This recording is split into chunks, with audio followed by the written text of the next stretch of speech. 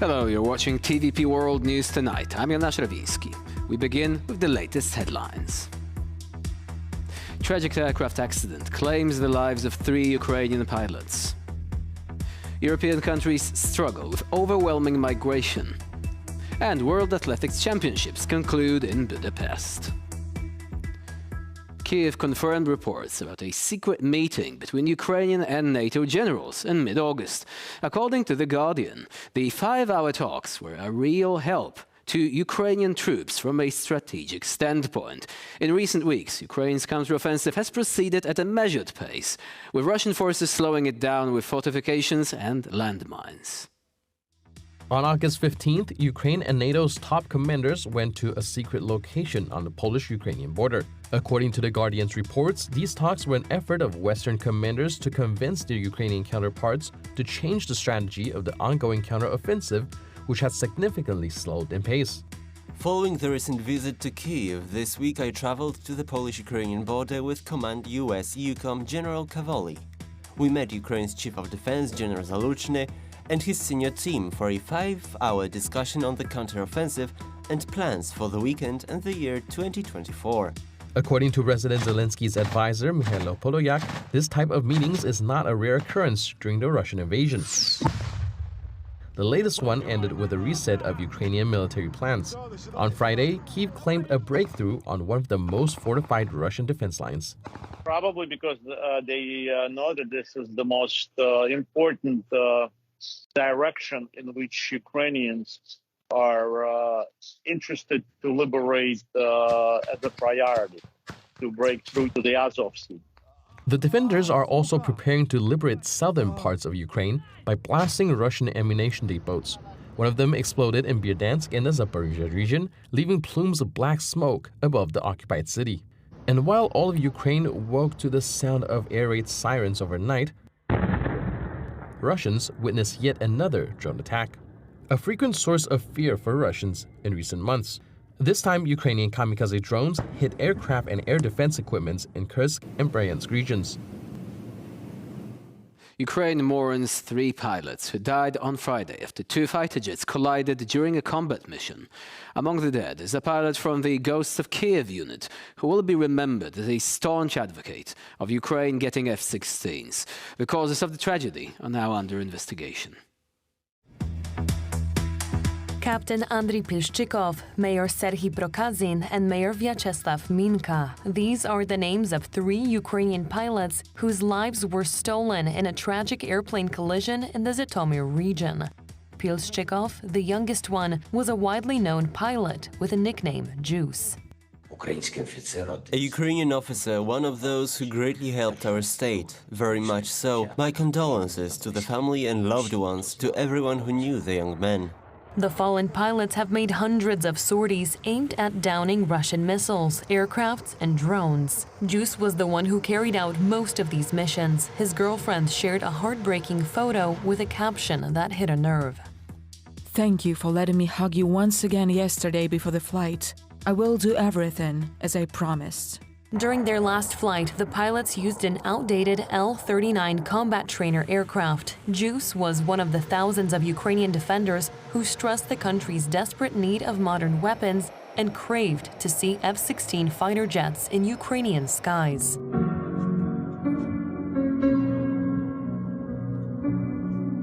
Today, dozens of airmen paid respect to the legendary pilots in a ritual originating in the Second World War. An acoustic piano was burned to ashes in a tribute to the fallen pilots. The instrument had 3 call signs and fight numbers written on it shortly before it was set on fire. Crowds of aviation fans gathered in Poland, in the town of Radom today, for the biggest air show in Central Europe. The 2-day event attracted 200,000 people, eager to watch some of the world's most advanced aircraft in action.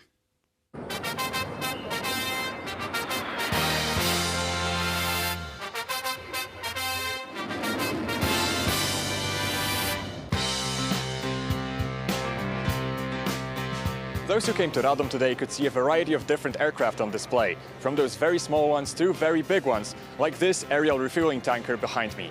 But most people came here to see these machines in action, and at least judging by the reactions of the crowd, the pilots really delivered today.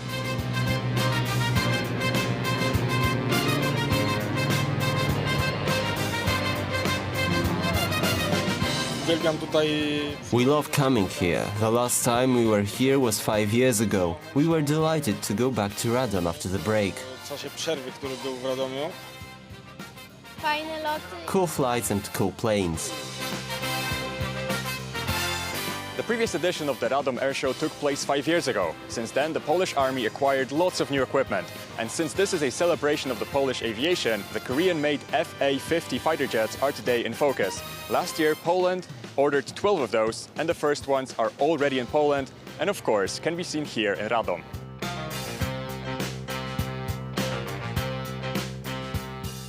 F-50's advanced, electronic glass cockpit and the 7 weapon stations that carry AIM-9 and the JDAM, Maverick, and MK-82. So it's a pretty much, good weapon solution for Polish Air Force. The weather couldn't be much better for today's event. It's a warm, sunny day, one of the last days of the summer holidays here in Poland. And I'm sure, thanks to this show, kids will be returning to school with some great memories. From Radom for TVP World, Ovidiusz Nicieja. Several explosions shook the capital of Romania and its neighborhoods as tanks at a local petrol station erupted in flames. The incident resulted in 1 death and 57 people injured, including 39 Romanian firefighters. 25 fire engines are what it took to cool down the fires raging outside the Romanian capital of Bucharest. Having dealt with the blast, rescue crews had no idea they would confront one another in less than an hour. The blasts killed 1 person, while 57 have burns on 80% of their body area. The event prompted the country's authorities to ask for international support. We've activated the European Union Civil Protection Mechanism. It is almost certain that 4 people will be transferred to Belgium and Italy tonight. In response to an acid vapor cloud hanging over the area, local authorities decided to evacuate all residents within an 800-meter radius from the site of the accident. Overall, 3,000 people had to leave their homes in order to get to safety. Record numbers of illegal migrants are flocking to Europe's borders. Lampedusa, a small Italian island in the Mediterranean, is under pressure following a gigantic influx of migrants in the past few days. Tens of boats filled to the brim with illegal immigrants arrive at the coast of Lampedusa each day. The island is currently hosting over 4,200 migrants, over 10 times its maximum capacity. We've never had problems when it comes to dealing with a large number of arrivals. We have always been able to transfer people to other locations. But now the local authorities are calling out for help. On some days, over 500 migrants show up at the local reception center, but there is no clear strategy on the next steps. The sub-Saharan migrants tell us they were abused right before leaving the country. Many of them told us they had been taken to the desert area near the border with Libya and left there with no water or food. Most of the boats arrive from Tunisia, a major transit point for smugglers on the central Mediterranean migration route to the EU. Apart from being the most popular, it's also the deadliest. But it's not only Italy that is struggling with illegal migrants. Belgian authorities are unable to cope with the scores of asylum seekers flowing into the country. 60 people were arrested in the latest police operation. We're talking about wandering people, illegal immigrants. We're talking about unaccompanied foreign minors who are in a very precarious situation and need to be offered a concrete solution. By March, Belgium had already deported nearly 1,000 people illegally staying in the country. Authorities stress that those ineligible for asylum will be asked to leave. The Belgian capital has long been struggling with a rise in the consumption of drugs, but also other drug-related crimes. Safety in the city is declining. Crime goes on outside and inside the stations too. Pickpockets, drug users, crack cocaine, and heroin use are all on the rise. Belgium presented a new migration deal earlier in the year, hoping to solve the asylum crisis. The next moves include freeing up space at reception points and dealing with unsuccessful applicants. You're watching TVP World News Tonight. Still to come on this program. American Secretary of Commerce on a visit to Beijing. And Zimbabwe's incumbent president wins third term. U.S. Secretary of Commerce Gina Raimondo arrived in Beijing for a series of talks following recent trips of Anthony Blinken, Janet Yellen and John Kerry. The visit comes amid heightened trade tensions between the U.S. and China, with the American government banning investments in one of the crucial sectors of the Chinese economy. Raimondo's trip comes following latest executive orders banning Americans from investing in certain Chinese companies. Disputes started already during the Trump administration, with the United States setting up tariffs on goods imported from China. The policy only got stronger once Joe Biden took over the White House. The incumbent president forbade American entities from trading with Chinese technology giants, instead prioritizing homegrown production. Latest reports suggest that some companies attempt to circumvent the American sanctions. Huawei has recently been reported to operate a series of secret chip-making factories on the Chinese territory. Crime is growing at an alarming rate in Argentina. The country is faced with inflation that has exceeded triple digits for the first time since 1991. Experts wonder whether the upcoming elections will have any effect on the country's economic situation. Argentina's national currency, the peso, is weakening with each passing day. Over the past year, the country's inflation rate rose from a whopping 78.5% and surpassed 100 in February for the first time since 1991. Now it's at 103.4%. Many go to soup kitchens even though they have jobs. The social situation is worsening and is being aggravated by the latest events.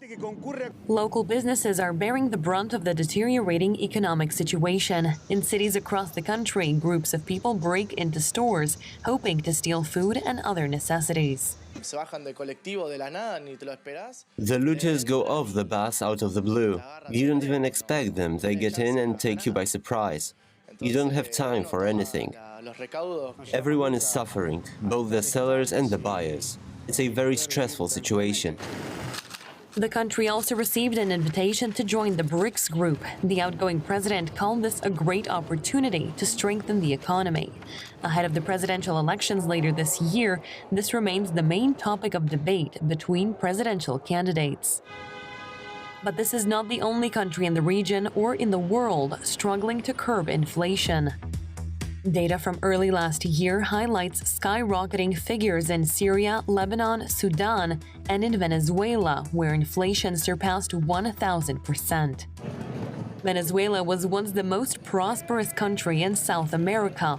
Now, as the economy shrinks at an alarming rate, inflation continues to spiral out of control. 3 U.S. Marines were killed and several others seriously injured in a military helicopter crash in Australia. The tragedy took place in the early morning. The aircraft had 23 U.S. Marines aboard who were taking part in joint drills in the north of the country. Medics are scrambled in Australia's Northern Territories after a United States Marine exercise ends in disaster. Australia's Prime Minister Anthony Albanese said it was a tragic incident. Our focus as a government and as the Department of Defence is very much on incident response and on making sure that every support and assistance is given at this difficult time. One patient is in Royal Darwin Hospital in theatre being operated on presently. 4 more patients are in Royal Darwin Hospital. We have more arriving as we speak. It's understood their MV-22 Osprey helicopter crashed on a remote island off the coast of Darwin. The tragedy comes just days after a multinational military exercise began involving some 2,500 soldiers from the Philippines, Indonesia and Australia. A mass shooting in Jacksonville, Florida, claimed the lives of 3 innocent people. Initial investigations clearly point to racist motivations of the killer, with all 3 victims, 2 men and 1 woman, being black. The 4th victim of the incident was the gunman himself, who died from a self-inflicted gunshot. A neighborhood in Jacksonville, Florida is suffering more heartbreak after 3 members of the community were shot dead by an armed assailant. You know, this makes no sense. I am very, very angry right now. I'm emotional. You know, we got kids in this community seeing all of this, and this is unnecessary. The assailant, a 20-year-old white male, was wearing a tactical vest and was armed with an AR-style rifle and a handgun. Local authorities indicated it was clear he was targeting a specific group of people. After the shooting, that the shooter had authored several manifestos, one to his parents, one to the media, and one to federal agents. Portions of these manifestos detailed the shooter's disgusting ideology of hate. Of all hate crime incidents that take place in the United States, those carried out against the African American community are the most common. You know, this type of, you see the swastikas on the gun. We must do everything that we can. We must do everything that we can to dissuade this type of hate. On the same day, the gunman was turned away from a historically black university, the Edward Water University, located just 1.3 kilometers away from the Dollar General store. Students at the campus were told to stay in their residence halls, but were not expecting the tragedy that would soon follow. Cases of gun violence are also on the rise, with 2023 seeing record-high numbers of shootings. Such figures were last seen a decade ago. Polls in Zimbabwe closed late last night, and the results are in. The current president, who supported the Russian invasion of Ukraine, has managed to clinch victory, with over 2.3 million people voicing their support for the incumbent official. After tumultuous presidential elections, Zimbabwe's Electoral Commission unveiled the winner of the race. Mnangagwa Emerson Dambudzo, ZANU-PF, 2,350,711. The incumbent president secured majority support, winning over 52% of votes. During his victory speech, Mnangagwa pointed to the economic opportunities that exist for Zimbabwe. Zimbabwe is endowed with vast minerals. We shall continue to create an investment environment in the country. Although the election results are being contested by opposition candidates, Emerson Mnangagwa is set on implementing his policies. With voter turnout standing at over 60%, the current president of Zimbabwe seems to have a strong people's mandate. An international festival of military bands, known as Military Tattoo Lithuania 2023, was held in Vilnius with the weekend. For 2 days, the city echoed with the sound of trumpets, drums, and military marching boots. Let's take a look. The festival began on Saturday with a ceremonial parade of military orchestra from NATO countries. 12 military orchestras from Poland, Lithuania, United States, Italy, Latvia, the Netherlands, France, and Germany performed at the city's Cathedral Square. Organized for the second time, the event is an important part of the celebration, marking the 103rd anniversary of the withdrawal of Russian occupation troops from Lithuania on the 31st of August 1920. But it was not only military exercises and musical instruments that could be heard in the city. Local House of Polish Culture organized a commemorative concert of Polish songs. The event kicked off the celebrations of the city's 700th birthday this year.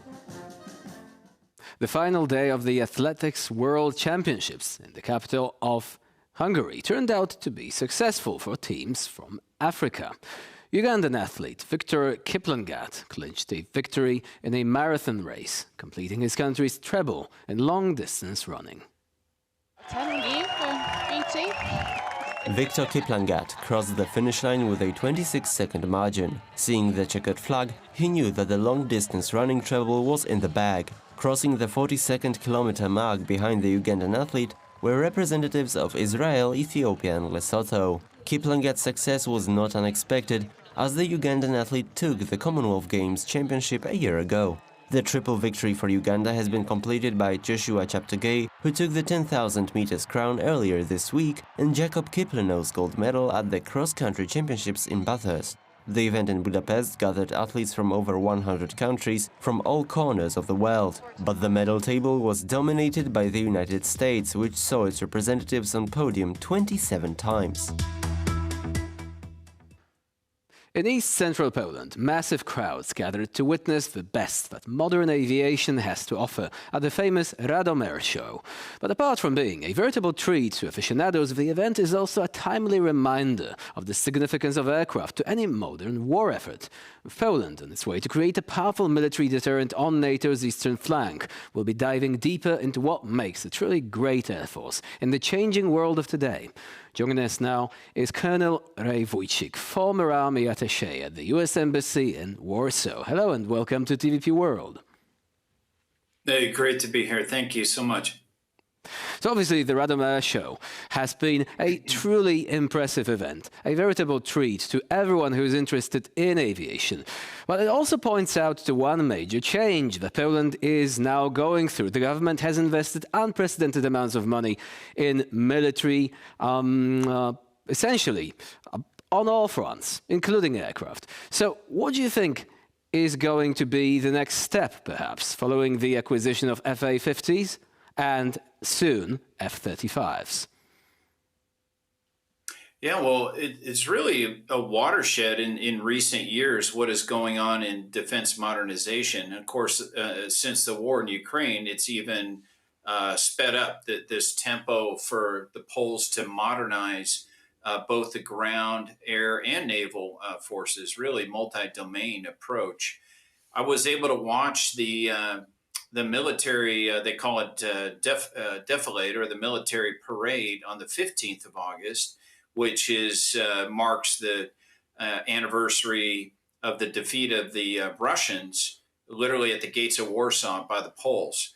And that anniversary, there's a major air power display now followed up here at Radom just days later. And what you're seeing with the Polish acquisitions from the F-35 fifth generation fighter, that's a really important piece of the Polish air power arsenal. And then now this FA-50, which is a South Korean production with U.S. partners. These are significant game changers in the Polish sort of fighter bomber multi-role fighters. Poland already took a tremendous step 20 years ago by getting the latest F-16s into their inventory. So they bought Block 50-52 F-16s back in 2002, which were the most modern at that time. And basically the Polish Air Force leaped ahead in modernization ahead of the ground forces for that period. And now with these new acquisitions is trying to take that another level. One other point to highlight, in the military parade, again on 15 August, there wasn't a single ground forces piece of equipment that was Soviet era.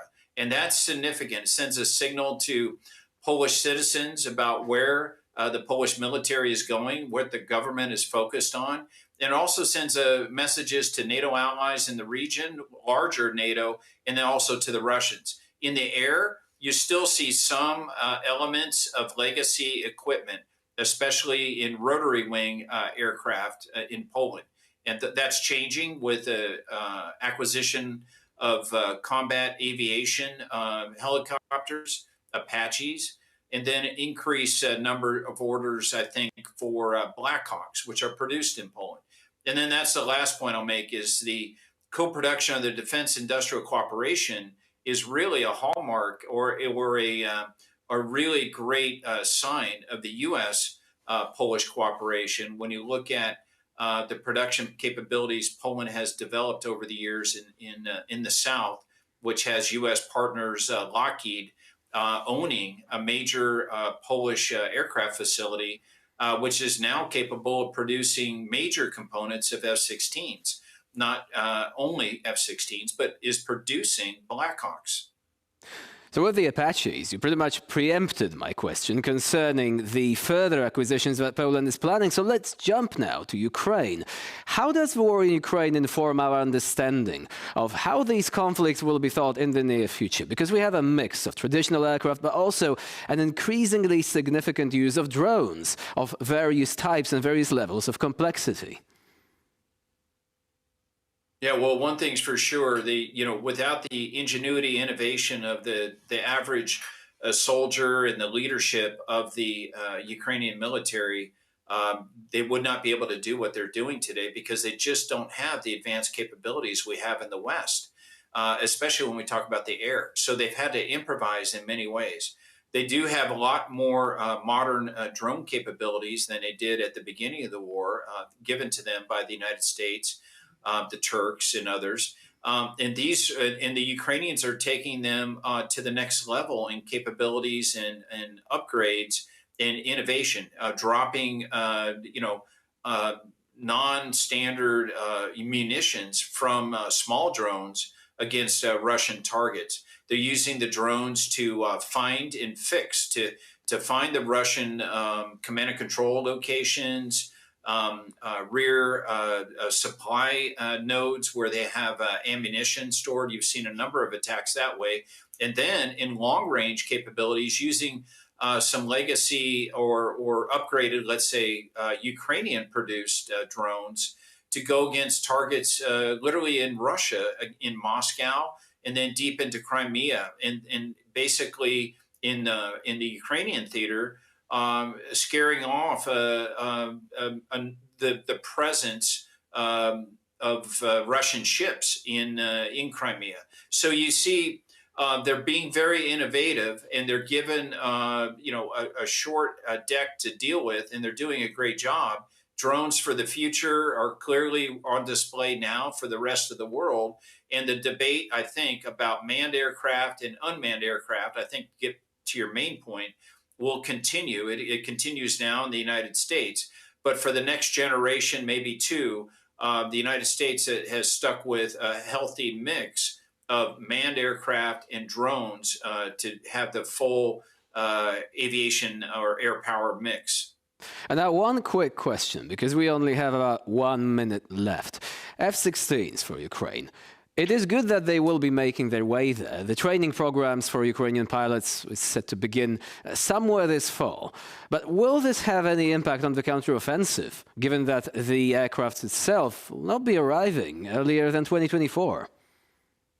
No, it will not. And it sends a message to Moscow of where Ukraine will be. But the best estimates I've seen so far is this is going to take till summer of 24.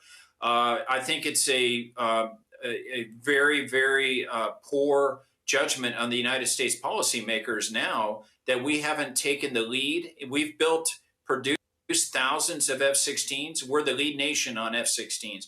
We've sold thousands. We are the lead nation on F-16s. So Netherlands and Denmark are making these offers to trim with U.S. approval. That's great. Training is proposed by Denmark, Netherlands, even Poles. But the United States should take the lead in organizing this from soup to nuts, as we say, from the ground to the air capabilities and all the training in between. Not to do everything, but to organize it and speed up the process. That's a great disappointment for me as an American to see that we're not doing that. And I just keep encouraging anybody I can talk to that we need to do that. So for the administration, there is still a chance to redeem itself by offering ATACMS missiles to Ukraine, especially since they would be more readily available and ready to use against Russians, including in Crimea. Colonel Ray Wojcik was our guest today here on TVP World. Thank you very much for joining us and for sharing your expertise. Thank you so much. And I'm Jan Szerwiński. You're watching TVP World. Please stay with us for more latest news and updates.